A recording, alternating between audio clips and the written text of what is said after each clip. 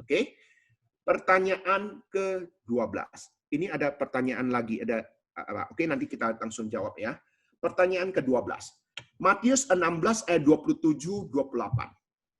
Sebab anak manusia akan datang dalam kemuliaan Bapanya diiringi malaikat-malaikatnya. Pada waktu itu ia akan membalas setiap orang menurut perbuatannya. Aku berkata kepadamu, sesungguhnya di antara orang yang hadir di sini ada yang tidak akan mati sebelum mereka melihat anak manusia datang sebagai raja dalam kerajaannya. Pertanyaannya adalah, Yesus berkata bahwa ada orang yang hadir di sana, ada orang yang tidak akan mati sebelum melihat anak manusia datang sebagai raja dalam kerajaan. Itu orang tidak akan mati maksudnya siapa ya? Nah, oke. Siapa yang dimaksud di sini? Ada yang bisa jawab? Siapa yang tidak akan mati melihat anak manusia datang? Ini berbicara tentang apa? Anak manusia datang sebagai raja dalam kerajaannya. Ini berbicara tentang, oke, bagus ya, Yohanes, bagus. Perhatikan baik-baik apa yang ini adalah nubuatan daripada Tuhan Yesus tentang kedatangan anak manusia kedua kalinya, ya. Siapa yang melihat bahwa kedatangan Tuhan Yesus kedua kali? Wahyu 7 ayat 9-10. Perhatikan, kemudian daripada itu aku melihat sesungguhnya suatu kumpulan besar orang banyak yang tidak dapat terhitung banyaknya dari segala bangsa, suku dan kaum dan bahasa berdiri di hadapan tahta dan di hadapan anak domba memakai jubah putih dan memegang daun dan palem, dan dengan suara nyaring mereka berseru, keselamatan bagi Allah kami yang duduk di atas tahta dan bagi anak domba. Ini berbicara tentang akhir zaman. Siapa yang melihat kondisi akhir zaman? Jawabannya bagus sekali. Teman-teman semua sudah menjawab dengan baik. Jawabannya adalah Rasul Yohanes. Di kitab Wahyu, yaitu di dalam penglihatan. Ketika Tuhan Yesus menyampaikan nubuat apa yang akan terjadi, dan Rasul Yohanes melihat penglihatan apa yang terjadi. Jadi ini jawabannya. Oke, sekarang kita menjawab pertanyaan yang ada, ya. Oke. Oke, ini ada pertanyaan. Untuk orang yang murtad, apakah berarti Roh Kudus dulu pernah tinggal di dalam dia? Tetapi setelah murtad, Roh Kudus keluar. Apakah Roh Kudus bisa keluar masuk dari tubuh kita? Ataukah dari awal orang yang murtad itu memang tidak ada Roh Kudus? Saya yakin dan percaya sama seperti Saul.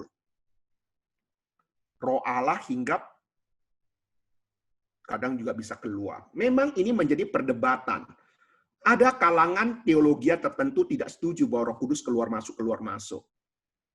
Tapi coba perhatikan baik-baik. Seseorang, ini firman Tuhan sudah memberitahu kepada kita kok tentang kondisi roh jahat itu tadi.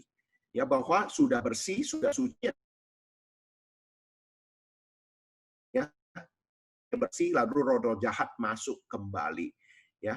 Kenapa bisa bersih? Ya Roh Kudus yang menyucikannya. Roh Kudus yang bekerja, kuasa darah Tuhan Yesus menyucikan dan mengkuduskannya, gitu loh. Jadi menurut saya, pemahaman murtad di sini adalah ketika dia tidak lagi mau bekerja sama dengan Roh Kudus. Dan akhirnya membuang Roh Kudus, meninggalkan Roh Kudus, dan akhirnya dia tidak lagi bertobat sampai seumur hidupnya, ya jelas dia akan, itu yang dimaksud dengan murtad.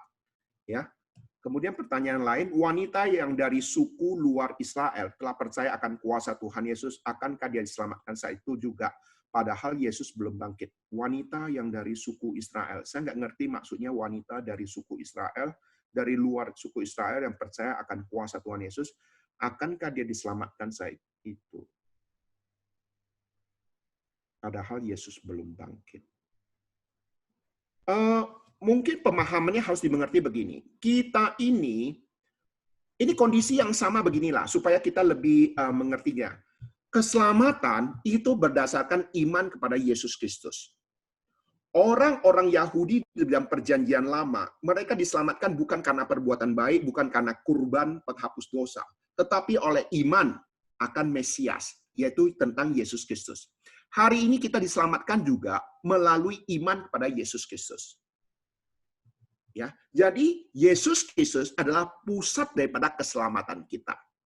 Ya, jadi orang yang suku Israel ini kita nggak perlu khawatir itu suku luar Israel atau dalam Israel. Pokoknya kalau mereka benar-benar beriman pada Tuhan Yesus, percaya kepada Tuhan Yesus sebagai Tuhan dan Juru Selamat hidup, mereka diselamatkan. Ya, oke, cukup ya. Itu pertanyaannya. Sekarang pertanyaan ke-13. Apakah orang Kristen wajib melakukan puasa? Apakah ada tata cara tertentu? Nah, ini pertanyaan yang sudah sangat sering dipertanyakan tentang hal puasa. Saya rasa saya perlu menjelaskan lebih seksama. Ya, ini butuh beberapa slide untuk menjelaskannya. Ya, sekalipun untuk menjawab sesi puasa ini cukup banyak ya yang perlu bisa dibahas. Saya secara singkat ya untuk menjelaskan pemahaman tentang puasa. Menurut Alkitab, waktu puasa dilakukan sewaktu ini. Ini yang dikatakan di dalam Alkitab. Ya, kita melakukan puasa waktu apa saja gitu ya. Ketika hukuman-hukuman Allah dinyatakan, ketika banyak orang mengalami malapetaka, ketika ada penderitaan di dalam jemaat, ketika penderitaan dihadapi orang lain, ketika kita pribadi menghadapi masalah, ketika ada bahaya mengancam, ketika ada pelantikan hamba-hamba Tuhan. Inilah yang dikatakan oleh Alkitab beberapa hal tentang mengapa kita berpuasa. Oke? Nah, selain itu kita bisa melihat beberapa pribadi yang berpuasa secara luar biasa. Mengapa saya katakan luar biasa? Ini puasa yang sungguh luar biasa, benar-benar luar biasa.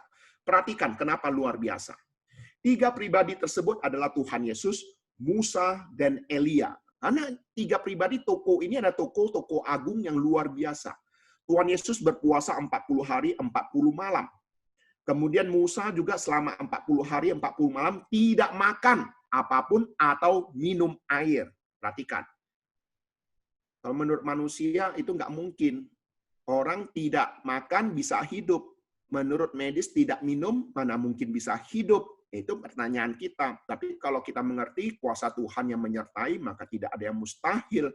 Elia juga kondisinya sama ketika dia sudah diberi makan oleh malaikat, dia berjalan selama 40 hari, 40 malam ke Gunung Allah atau ke Gunung Horeb. Ya, tanpa lagi makan dan minum. Jadi, puasa dilakukan oleh 3 pribadi ini secara luar biasa. Ya. Selain itu, puasa menurut kitab Ester. Kalau kita memperhatikan puasa menurut kitab Ester, ya ini yang dilakukan oleh kitab Ester. Janganlah makan dan janganlah minum 3 hari lamanya, baik waktu malam, baik waktu siang. Ini kita tahu lah ya, ketika Ester ingin bertemu dengan raja ya untuk membela kaumnya atau sukunya ya. Dia menyuruh orang-orang berpuasa, yaitu janganlah makan dan minum 3 hari lamanya, baik waktu malam, waktu siang. Ini menurut kitab Ester. Kemudian lamanya puasa kalau kita perhatikan, ini ada berbagai macam. Ya, di dalam Alkitab mencatat lamanya puasa. Pada umumnya dimulai dari matahari terbit hingga matahari terbenam. Ya, ini tercatat di dalam beberapa dukungan Alkitab. Kemudian ada juga dilakukan puasa dilakukan 1 malam. Kemudian pada zaman Ester, mereka melakukannya selama 3 hari, tadi sudah sampaikan. Kemudian pada penguburan Saul, Raja Saul, puasa dilakukan selama 7 hari. Demikian juga pada zaman Daud, ketika anaknya sakit keras, ya Daud juga berpuasa. Kemudian puasa terpanjang dilakukan oleh Musa, Elia, dan Yesus, yaitu 40 hari. Jadi, kalau kita memperhatikan di sini, lamanya puasa itu beraneka macam. Ya. Nah, kemudian, hal yang dilakukan sewaktu berpuasa. Ya, sewaktu berpuasa apa yang harus kita lakukan? Ya, kita mencatat doa, pengakuan dosa, berkabung, merendahkan diri. Ya, ini beberapa hal. Tapi sebenarnya masih banyak lagi yang bisa dilakukan waktu berpuasa. Namun juga ada hal yang tidak boleh dilakukan sewaktu berpuasa. Oke, kita membahas ini dari Perjanjian Lama dan Perjanjian Baru, ya, supaya kita jangan sembarangan berpuasa. Ya, banyak orang ikut-ikutan puasa tanpa mengerti firman Tuhan. Oke, kita melihat dari sudut Perjanjian Lama tentang puasa dan satu bagian Perjanjian Baru pemahaman puasa. Yesaya 58 ayat 3 sampai 9. Ini dikatakan demikian. Mengapa kami berpuasa dan engkau tidak memperhatikannya juga? Mengapa kami merendahkan diri dan engkau tidak mengindahkannya juga? Sesungguhnya pada hari puasamu, engkau masih tetap mengurus urusanmu. Atau dengan kata lain, engkau masih tetap bekerja. Dan kamu mendesak-desak semua burumu. Artinya apa? Kamu masih menyuruh pekerjamu bekerja. Sesungguhnya kamu berpuasa juga sambil berbantah dan berkelahi, serta memukul dengan tinju, dengan tidak semena-mena, dengan caramu berpuasa seperti sekarang ini, suaramu tidak akan didengar di tempat tinggi. Artinya apa? Sia-sia. Sungguh-sungguh inikah berpuasa yang kukehendaki dan mengadakan hari merendahkan diri? Jika engkau menundukkan kepala seperti gelaga dan membentangkan kain karung dan abu sebagai lapik tidur, sungguh-sungguh itukah kau sebutkan berpuasa mengadakan hari berkenan pada Tuhan? Jawabannya apa? Bukan. Berpuasa yang kukehendaki ialah supaya engkau membuka belenggu-belenggu kelaliman, melepaskan tali-tali kuk supaya engkau memerdekakan orang yang teraniaya dan mematahkan setiap kuk supaya engkau memecah-mecah rotimu bagi orang yang lapar dan membawa ke rumahmu orang miskin yang tak punya rumah, dan apabila engkau melihat orang telanjang supaya engkau memberi dia pakaian dan tidak menyembunyikan diri terhadap saudaramu sendiri. Puasa yang dimaksud di sini adalah apa? Berhubungan tentang hal mengasihi sesama. Kalau kita dalam berpuasa melakukan hal demikian, ayat ke-8 berkata, pada waktu itulah terangmu akan mereka seperti fajar dan lukamu akan pulih dengan segera. Kebenaran menjadi barisan depanmu dan kemuliaan Tuhan barisan belakangmu. Pada waktu itulah engkau akan memanggil dan Tuhan akan menjawab. Engkau akan berteriak minta tolong dan ia akan berkata, ini aku. Apabila engkau tidak lagi mengenakan kuk kepada sesamamu dan tidak lagi menunjuk-nunjuk orang dengan jari dan menfitnah. Jadi perhatikan baik-baik. Di dalam firman Tuhan berbicara tentang jelas sekali hal yang harus dilakukan dan tidak boleh dilakukan di dalam hal berpuasa. Sekarang saya khawatir sekali banyak orang puasa sambil bekerja. Saya katakan itu bukan puasa yang alkitabiah, itu diet. Ada orang juga berpuasa dia tidak bekerja, tetapi dia suruh karyawannya bekerja. Makanya kenapa saya lebih cenderung ingin supaya kita berpuasa mengambil waktu yang benar-benar ya di hari libur Jumat Agung kita nggak bekerja, pekerja kita tidak bekerja, kita ambil waktu untuk Tuhan dan untuk sesama. Intim dengan Tuhan dan juga bagaimana menyatakan kasih kepada sesama, yaitu mengadakan kegiatan sosial dan sebagainya. Saya rasa itu jauh lebih baik. Jadi pemahaman puasa bukan hanya sekedar tidak makan dan tidak minum. Tetapi juga bagaimana respon kasih kita di hadapan Allah dan respon kita terhadap manusia. Kita lihat sekarang gaya hidup manusia sekarang banyak yang diet-diet kok. Banyak yang tidak makan, tidak minum tertentu gitu ya. Apa bedanya kalau orang Kristen yang tidak makan, tidak minum, tapi sambil bekerja? Bahkan ada lagi untuk menghabiskan waktu tiduran, nonton drakor. Apakah itu berpuasa? Makanya saya kadangkala lebih baik kita jangan melakukan dan ya kadang-kadang ada orang kadang saya Senin Kamis berpuasa. Tapi yang dilakukan apa? Dia bekerja. Jadi apa yang dikatakan oleh firman Tuhan sudah jelas sekali memberitahu pada kita. Sekarang kita melihat kondisi yang lain di dalam perjanjian baru. Apa yang tidak boleh lakukan?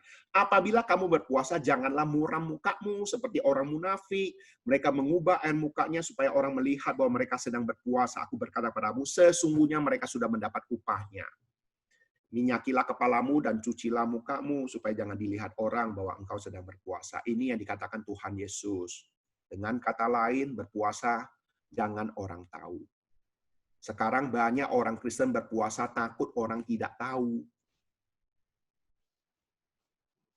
Benar? Ya, oke, perhatikan lagi ini ya. Ini sesuatu yang serius untuk diperhatikan. Kemudian puasa juga bukan sekedar tidak makan dan tidak minum. Pemahaman ini juga perlu diketahui dalam 1 Korintus 7 ayat 5. Janganlah kamu saling menjauhi kecuali dengan persetujuan bersama untuk sementara waktu, supaya kamu mendapat kesempatan untuk berdoa. Sesudah itu hendaklah kamu kembali hidup bersama-sama, supaya iblis jangan menggodai kamu, karena kamu tidak tahan bertarak ya nafsu. Ini berbicara tentang apa? Puasa hubungan suami istri. Oke, ini pertanyaan ke-13 tentang berpuasa. Pertanyaan ke-14. En mau bertanya, apakah kita boleh 2 kali berdoa sebelum tidur maupun bangun tidur? Misalnya duluan doa Bapa kami, dilanjutkan doa pribadi. Apakah kita boleh selalu berdoa doa Bapa kami? CC Muse, jawabannya sangat boleh. Apakah doa Bapa kami boleh disampaikan setiap hari? Jawabannya jelas boleh. Ya, justru doa Bapa kami itu doa yang diajarkan Tuhan Yesus. Berikanlah kami pada hari ini makanan kami yang secukupnya. Berikanlah kami pada hari ini makanan kami yang secukupnya. Itu doa disampaikan setiap hari atau seminggu sekali atau sebulan sekali. Itu doa disampaikan, Pak. Berikanlah kami pada hari ini makanan kami yang secukupnya.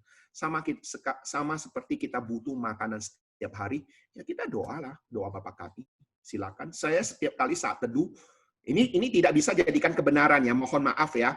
Ini jangan disalah mengerti. Kalau saya pribadi saat teduh, sebelum saya doa yang lain, saya dahulukan dengan doa Bapa kami dulu. Dan di dalam doa Bapa kami, mohon maaf, jangan kita baca sekedar saja seperti mantra, tidak. Tapi bagaimana kita mengerti setiap kata-kata yang kita sampaikan. Ya, setiap kata-kata yang kita ucapkan, kita harus mengerti, meresapi setiap kata yang kita sampaikan. Ya, nah, Bapa kami yang di surga. Nah, itu artinya kita bisa meresapi bahwa sekarang kita ini posisi berbicara kepada Bapa yang di surga. Dikuduskanlah namamu. Itu artinya kita sambil meresapi apa yang dikatakan per kata, per kalimat. Ya, itu penting. Ya, jadi kalau ditanya apa boleh? Boleh. Tetapi jangan jadikan doa Bapa kami sebagai mantra. Ya, misalnya doa Bapa kami mau 100 kali, dibaca 1000 kali, ya, atau baca berapa kali, pakai tasbih dan sebagainya. Kekristenan tidak mengajarkan demikian. Pertanyaan ke-15. Muse mau tanya lagi dengan status single parent, bagaimana cara mendidik anak secara Kristen. Sesi dan mendidik anak suka membantah, kata Popo, Kongkong, dan saya, kata Mama, anak saya suka membantah karena cerminan sifat saya. Apakah dalam ajaran Kristen benar sifat anak itu cerminan dari sifat ibunya? Saya sayang anak tapi tidak bisa memajakannya. Oke, ini adalah suatu ungkapan perasaan daripada seorang ibu. Saya yakin dan percaya pemahaman mendidik anak, baik single parent, baik tidak single parent, itu prinsipnya sama. Ya, beberapa prinsip mendidik anak menurut Alkitab saya sampaikan di sini. Minimal ada 10. Minimal ada 10 prinsip mendidik anak menurut Alkitab. Yang pertama, ajarlah anak-anak takut akan Tuhan. Mengasihi Tuhan di atas segala-galanya. Ini prinsip mendidik anak. Yang pertama. Kedua, ajarlah anak-anak untuk menjaga pikiran mereka melalui firman Tuhan. Supaya firman Tuhan itulah yang menguasai pikiran mereka. Mengendalikan hidup mereka. Kemudian ketiga, ajarlah anak-anak untuk selalu bersyukur dan mengandalkan Tuhan melalui doa. Hidup yang bersyukur membuat anak kita bersuka cita. Hidup yang mengandalkan Tuhan, ketika anak kita menghadapi kesulitan, dia tahu ada Tuhan yang menolong dia. Dan mereka tetap punya pengharapan. Ini yang harus kita lakukan dan mendidik anak. Kemudian ajarlah anak-anak menaati orang tua. Ajarlah anak memilih pergaulannya. Jangan sembarang bergaul. Karena pergaulan buruk akan mempengaruhi pergaulan yang baik, ya, mempengaruhi kehidupan kita. Ajarlah anak juga mengendalikan hawa nafsu. Ajarlah anak mengatur uang. Ajarlah anak mengasihi sesama. Ajarlah anak menjaga perkataannya. Ajarlah anak menjaga kekudusan hidupnya. Ya, ini minimal ada 10 prinsip dalam mendidik anak, ya. Nah. Kemudian warisan yang hendak diturunkan kepada anak-anak, ya. Sebenarnya ini yang harus kita perhatikan dan inilah yang membedakan warisan yang harus disampaikan kepada keluarga Kristen dan non-Kristen. Ya, apa yang harus disampaikan, diwariskan kepada keturunan kita. Warisan yang hendak diturunkan kepada anak-anak. Perhatikan, minimal ada 6. Warisan hidup yang berorientasi pada Allah. Ya, warisan hidup yang berorientasi pada Allah, warisan bekerja keras dan tidak takut pada tantangan. Warisan mengutamakan karakter, maksudnya dapat dipercayai, rendah hati, bersabar, dan sebagainya. Pertanyaan yang keempat, warisan untuk cepat mendengar dan lambat berkata-kata. Maksudnya apa? Belajar dulu, bersabar.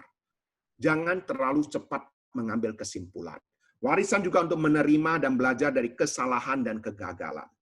Warisan tentang diampuni dan mengampuni. Jadi ini 6 hal warisan yang bisa kita sampaikan kepada keturunan kita, ya, kepada anak-anak kita. Ya, baik, ini 15 pertanyaan sudah ada. Ini sudah ada pertanyaan yang sudah saya terima.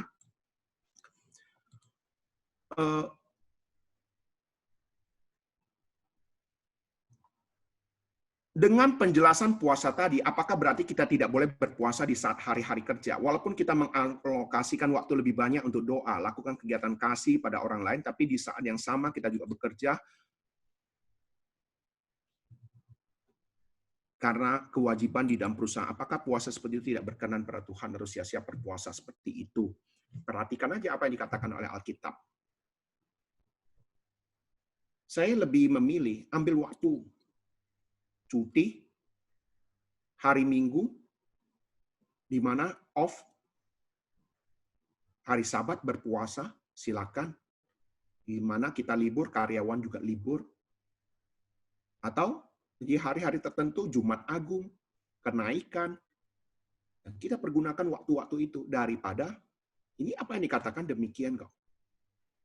Nah, apa menurut ajaran Kristen sifat anak cerminan sifat ibunya? Saya meyakini ini bukan hanya ajaran Kristen, secara psikologi, secara medis itu juga ada pengaruhnya. Ya, buah jatuh tidak jauh dari pohonnya.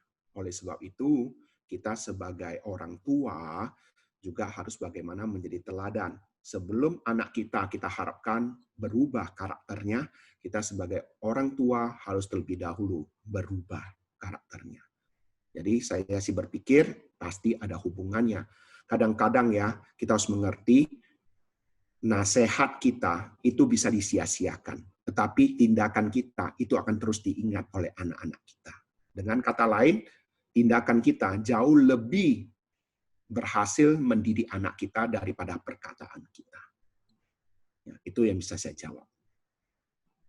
Oke. Ya, ini suara saya sudah mulai habis. Ya, semalam saya juga ada hari ini tadi pagi khotbah. Ini gak apa-apa. Ya. Baik, kita 15 kita usahakan ya, masih ada 10 menit lagi kita lanjutkan. Pertanyaan ke-16, apa benar atau ada tertulis dalam Alkitab seorang hamba Tuhan bisa mendapatkan mimpi dari Tuhan tentang nubuatan akhir zaman? Ada beberapa hamba Tuhan menceritakan membawa pesan Tuhan, mereka cerita di bawah Tuhan melihat isi bumi dan mendapatkan pesan dari Tuhan untuk seluruh manusia. Bagaimana menjawab hal ini? Sama seperti apa yang pernah saya khotbahkan, ujilah roh itu. Ujilah nubuatan itu. Apakah ada dukungan Alkitab hal ini? Perhatikan baik-baik. Ulangan 18 ayat 20 sampai 22. Tetapi seorang nabi yang terlalu berani untuk mengucapkan demi namaku perkataan yang tidak kuperintahkan untuk dikatakan olehnya, atau yang berkata demi Allah lain, nabi itu harus mati. Wah, ini hukumannya berat sekali loh ya. Orang yang terlalu berani mengucapkan demi Allahku padahal tidak kuperintahkan. Jika sekiranya kamu berkata dalam hatimu, bagaimanakah kami mengetahui perkataan itu tidak difirmankan Tuhan? Nah, ini pertanyaan sama seperti kita. Bagaimana kita tahu gitu loh? Nah, ini Tuhan kasih jawabannya. Apabila seorang nabi berkata demi nama Tuhan dan perkataannya itu tidak terjadi dan tidak sampai, maka itulah perkataan yang tidak difirmankan Tuhan. Dengan terlalu berani itu, nabi itu telah mengatakannya. Maka janganlah gentar kepadanya. Jadi perhatikan, ada pendeta-pendeta yang suka bernubuat, coba perhatikan terjadi tidak. Dulu puluhan tahun yang lalu ada seorang pendeta mengatakan Presiden Indonesia nantinya dari orang Kristen gitu loh. Tapi sampai sekarang nggak terjadi. Kapan gitu ya? Mungkin ya ribuan tahun lagi lah gitu ya. Tapi nyatanya kan tidak terjadi bahwa Presiden Indonesia orang Kristen gitu loh. Ya, kemudian ada lagi perhatikan lagi. Kalau terjadi bagaimana? Tetapi mengenai seorang nabi yang bernubuat tentang damai sejahtera, jika nubuat nabi itu digenapi, maka barulah ketahuan bahwa nabi itu benar-benar diutus oleh Tuhan. Nah, ini kalau terjadi gitu loh. Tadi kan tidak terjadi kan? Tetapi ada lagi firman Tuhan yang beritahu pada kita, jika di antara kamu muncul seorang nabi atau seorang pemimpi dan memberikan kepadamu sebuah tanda atau mujizat, Apabila tanda atau mujizat yang dikatakan kepadamu itu terjadi dan ia berkata, marilah kita mengikuti Allah-Allah lain yang dahulu tidak kamu kenal, dan marilah kita melayani Allah-Allah ini, janganlah kamu mendengarkan mereka, karena Tuhan Allahmu sedang mengujimu, apakah kamu mengasihinya dengan segenap hatimu dan jiwamu. Dengan kata lain, kalaupun nubuat itu terjadi, jangan langsung percaya itu nabi. Perhatikan, dia membimbing kita benar-benar menyembah Allah atau bukan. Gitu loh. Jadi kita harus bisa bagaimana melihat yang dikatakan oleh firman Tuhan ini. Nah, perhatikan lanjutannya lagi. Dampak penglihatan yang menipu ya. Penglihatan mereka menipu, ini dalam Yeskiel 13 ayat 6 sampai 9. Penglihatan mereka menipu dan tenunan mereka adalah bohong. Mereka berkata demikianlah firman Tuhan, padahal Tuhan tidak mengutus mereka dan mereka menanti firman itu digenapinya. Bukankah penglihatan tipuan yang kamu lihat dan tenunan bohong yang kamu katakan? Kalau kamu berkata demikianlah firman Tuhan, padahal aku tidak berbicara. Sebab itu beginilah firman Tuhan Allah, oleh karena kamu mengatakan kata-kata dusta dan melihat perkara-perkara bohong, maka aku akan menjadi lawanmu. Demikianlah firman Tuhan Allah. Aku akan mengacungkan tanganku melawan nabi-nabi yang melihat perkara-perkara yang menipu dan mengucapkan tenunan-tenunan bohong. Dengan kata lain, nabi-nabi itu pasti akan bertanggung jawab di hadapan Tuhan. Kita sebagai orang Kristen menghadapi nabi-nabi yang demikian, kita tidak perlu gentar, tapi tidak punya hak untuk bagaimana menghakimi mereka, tetapi biarkan penghakiman itu Tuhan saja yang bekerja. Ya, ini yang dikatakan oleh firman Tuhan bagi kita tentang nubuatan-nubuatan itu. Ya, jadi harus diuji terlebih dahulu. Pertanyaan ke-17. Dalam Bilangan 20 ayat 2 sampai 13, apa dosa Musa dan Harun? Di situ tidak dijelaskan kedurhakaan yang mereka lakukan. Perhatikan, ini pertanyaan yang bagus sekali. Ya, ini pertanyaan dari seorang pemuda. Ya, gereja kita perhatikan baik-baik. Ini banyak juga orang Kristen tidak tahu hal ini. Apa yang membuat Musa tidak diizinkan masuk ke tanah Kanaan? Gitu ya. Perhatikan. Bilangan 20 ayat 7 sampai 12. Tuhan berkata kepada Musa, ambillah tongkatmu itu, kumpulkanlah umat Israel bersama Harun kakakmu, berkatalah kepada bukit batu itu. Perhatikan ya, ambillah tongkatmu itu, ini perkataan Tuhan ya. Bila tongkatmu itu, kumpulkanlah umat Israel bersama Harun kakakmu, berkatalah kepada bukit batu itu di depan mata mereka supaya mengeluarkan airnya. Dengan demikian air akan mengalir dari batu itu dan kamu dapat memberikan air itu pada umat dan binatang ternak mereka. Tetapi yang dilakukan di ayat 11, perhatikan. Musa mengangkat tangannya dan memukul bukit batu itu 2 kali. Kemudian air memancar keluar dari bukit batu itu.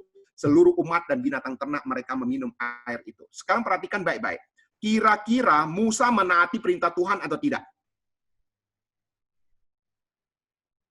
Perhatikan baik-baik, ini yang dipermasalahkan oleh Tuhan Yesus. Oleh Tuhan. Ayat 12 perhatikan.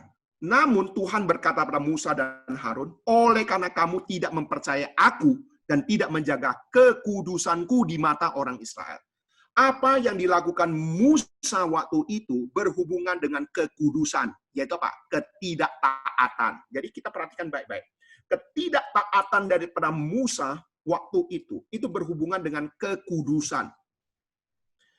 Tuhan hanya menyuruh Musa berkata kepada bukit batu, tetapi Musa justru memukul bukit batu itu 2 kali. Dan itu diperhitungkan sebagai yang serius di hadapan oleh Tuhan. Sehingga kamu tidak akan memimpin umat itu memasuki negeri yang telah kuberikan kepada mereka. Jadi jawabannya adalah karena Musa melanggar kekudusan daripada Tuhan. Tidak taat pada perintah Tuhan. Perhatikan baik-baik. Air berhasil keluar dari bukit tidak? Ayo jawab, kira-kira di dalam Alkitab mencatat kira-kira air keluar gak dari bukit tersebut? Berhasil tidak? Berhasil. Perhatikan baik-baik. Sekalipun berhasil, tetapi apa yang dilakukan oleh Musa ini tidak berkenan kepada Tuhan. Jadi jangan kita mengukur berkenan kepada Tuhan berdasarkan keberhasilan atau tidak. Camkan itu. Ya, jadi ini perhatian yang harus kita ketahui. Oke? Ya, sudah ini yang ke-17. Oke, kita lanjutkan 18. 1 Korintus 15 ayat 52 sampai 53. Seketika itu dalam sekejap mata saat trompet terakhir, karena trompet akan berbunyi dan orang mati akan dibangkit tanpa kebinasaan dan kita akan diubahkan. Sebab yang dapat binasa harus mengenakan yang tidak dapat binasa, yang dapat mati ini harus mengenakan yang tidak dapat mati. Pertanyaannya, apa dimaksud dengan yang dapat binasa dan mengenakan tidak dapat binasa? Dan apa yang dapat mati harus mengenakan tidak dapat mati. Nah, ini pertanyaan hampir sama dengan pertanyaan tadi, ya. Nah, kita jawab di dalam bahasa Indonesia sehari-hari supaya kita bisa mengerti, ya. Pemahaman yang dapat mati dengan tidak mati itu apa? Tentang tubuh yang baru, tubuh yang abadi, tubuh kita yang dapat mati sekarang ini, dan tubuh kemuliaan yang Tuhan berikan bagi kita yang tidak akan dapat mati. Jadi pemahaman yang binasa tidak binasa itu berbicara tentang tubuh kemuliaan. Tubuh yang kita sekarang darah dan daging tidak mendapat bagian dalam kerajaan surga karena ini tubuh yang bisa binasa, dari debu kembali kepada debu, tapi kita akan mengenakan tubuh kemuliaan sama seperti orang mati dan bangkit, tubuh kemuliaan. Kita yang masih hidup bertemu dengan Tuhan untuk kedatangan 2 kali, kita juga akan langsung diubahkan mengenakan tubuh kemuliaan. Jadi yang dimaksud dengan binasa dan masa ini berhubungan dengan tubuh kemuliaan. Oke? Saya akan menjawab menapakkan 3 ini, ya. Ini ada pertanyaan.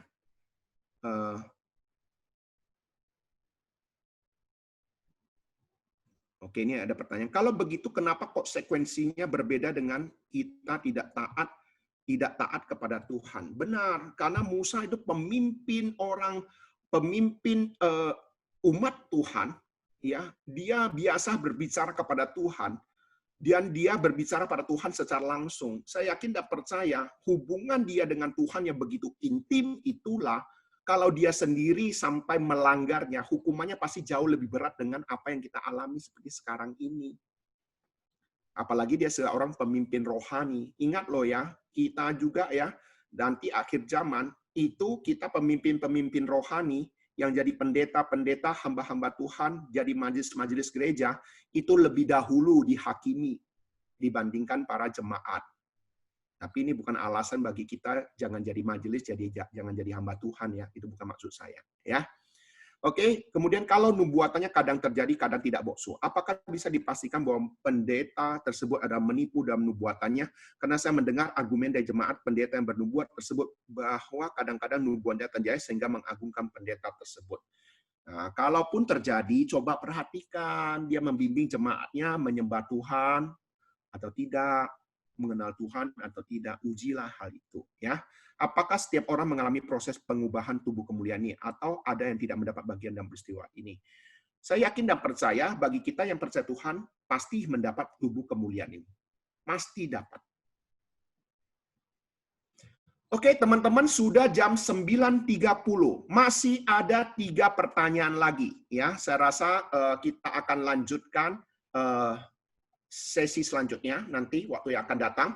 Nah, teman-teman, kita berhenti di sini dulu. Nanti saya butuh juga pertanyaan daripada teman-teman sekalian, ya. Silakan Anda WhatsApp kepada saya pertanyaan-pertanyaannya dan kita akan terus lanjutkan dan saya akan umumkan kepada teman-teman sekalian kira-kira kapan kita akan adakan tanya jawab lagi, ya. Kalau pertanyaannya banyak, kita akan segera untuk menjawab, ya. Nah, tapi kalau pertanyaannya masih lama, ya masih kita sedang mengumpul. Makanya itu saya tidak bisa menetapkan waktunya kapan, ya. Jadi terima kasih untuk kebersamaan kita pada malam hari ini. Kalaupun ada pertanyaan-pertanyaannya nanti kurang begitu jelas, silakan nanti WhatsApp-kan kepada saya dan silakan juga untuk rekan-rekan baca Alkitab. Semakin kita rajin baca Alkitab, pasti semakin banyak pertanyaan yang muncul. Tadi khotbah pagi saya sengaja saya membuat pertanyaan, ya, supaya saya ingin mengajak kita bagaimana membuat pertanyaan, gitulah ya.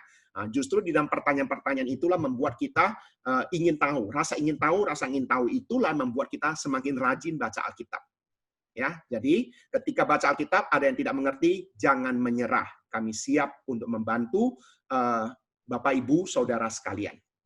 Ya, baik. Kita akan mengakhiri di dalam acara kita berdoa. Kami minta kepada ini ada majelis juga Ko Liping pimpin kita di dalam doa. Ko Liping, ya, kita berdoa. 好，让我用华语来祷告。 OK，我们同心来祷告。亲爱的天父，我们再次的感谢赞美主你的恩典，在今天分别为圣的日子，主啊，让我们大家都可以同心来到你的面前，一起的来敬拜侍奉你。天父，我们献上深深的感恩，让我们今天早上的聚会都可以圆满的结束。神啊，在这个晚上，我们也大家可以一起的来聆听主啊，有些问题我们大家所不了解的，你透过你的仆人尤牧师再次的来帮助我们怎么样讲解圣经里面的这些的这个意义。天父，我们实实在在的感谢你，你继续不断的给我们的牧师有足够的这个智慧与能力，在带领我们这个恩典堂。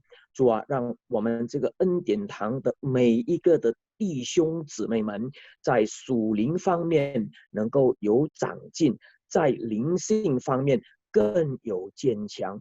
主啊，求你自己施恩与怜悯。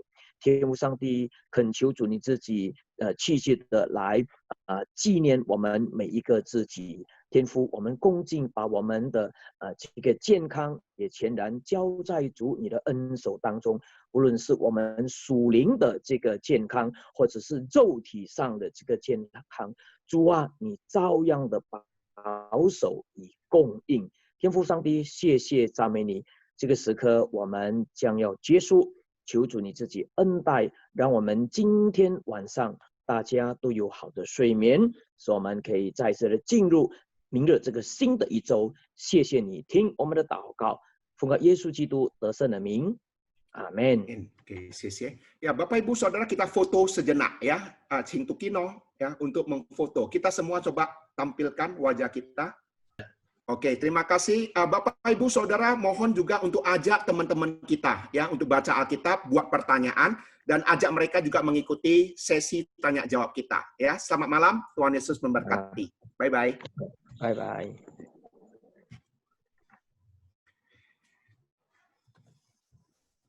Thank you semua, thank you semua ya.